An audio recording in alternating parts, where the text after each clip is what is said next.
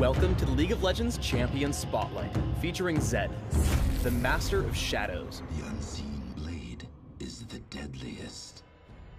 Zed is a melee assassin. He relies on sending out living shadows that mimic his basic abilities, allow him to reposition mid-fight, and quickly strike down his foes. When expertly played, Zed can kill his opponents before they even know it hit them.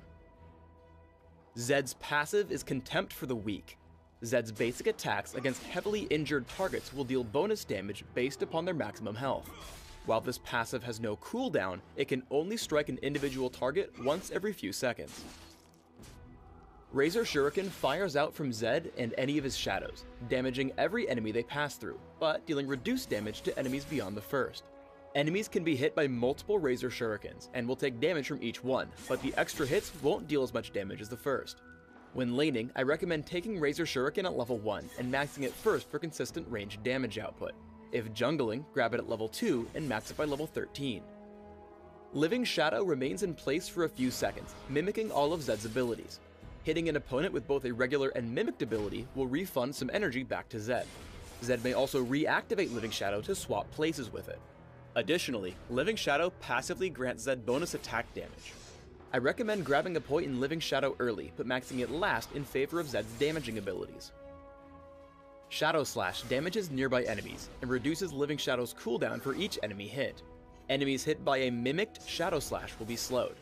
The slow is increased if the enemy is hit by Zed's Shadow Slash as well. When jungling, I recommend taking Shadow Slash at level 1 and maxing it immediately. In lane, try taking it at level 2 or 3 and maxing it by level 13.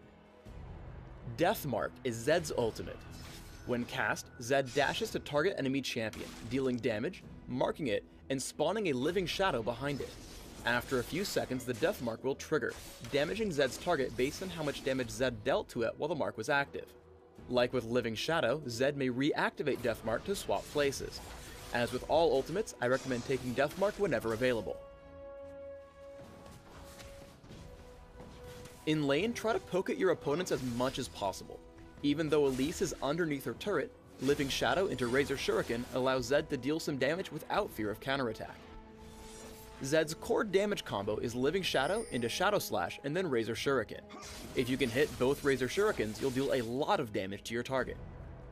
As your opponents get lower, reactivate Living Shadow to land a basic attack with Zed's passive, Contempt for the Weak. This ability combo picks up an easy kill on the low health Katarina. When fighting versus skill shot champions, make use of Living Shadow's second activation. Veigar thinks he'll land Dark Matter, but Zed swaps places with Living Shadow to dodge it and closes in for the kill, picking up a quick 300 gold. When jungling as Zed, make use of Living Shadow's swap to get through the jungle camps faster. Cast Living Shadow across the wall and hit your other abilities, then reactivate Living Shadow to save a few seconds when clearing neutral monsters. Even when laning, use Living Shadow to pick up some extra gold from the jungle camps. Zed hops over the wall with Living Shadow, uses Shadow Slash, and aims Razor Shuriken so that both of them will hit the neutral monsters. Living Shadow can help Zed escape ganks. As Taric and Jarvan come to gank, a double activation of Living Shadow gets Zed to safety. Now, Shadow Slash will slow Taric, allowing Zed some easy damage with Razor Shuriken. Living Shadow can also be used to close the distance with Zed's opponents. A double activation puts Zed in range for Death Mark. Hitting all his abilities, Zed is able to burst down Veigar almost immediately, picking up the kill and escaping back behind the turret. Always keep track of your Living Shadow's locations. Zed comes across and bursts down the opposing Master of Shadows almost immediately. However, Katarina comes in to avenge her teammate. Zed simply waits for Shunpo and then swaps places with Living Shadow. Even with Flash, Katarina is unable to catch up and take Zed down. Let's put all of these together in a larger fight. Zed sends out Living Shadow with an immediate Shadow Slash to slow the opponents chasing Lee Sin. However, Zed notices Ashe low on health near his Living Shadow. Zed swaps and hits Ashe with Death Mark, taking her down with ease before walking away unscathed. I recommend building Zed primarily for physical damage output, with a small emphasis on durability due to his short-range nature. Here's an example build. Try Armor Penetration Marks, Armor Seals, Magic Resist Glyphs, and Attack Damage Quintessences. Run 21-9-0 Masteries, taking all the physical damage increases in offense, plus health regeneration and minion damage reduction in defense. Take Ignite for champion killing when laning, or Smite when jungling, plus Flash for increased mobility.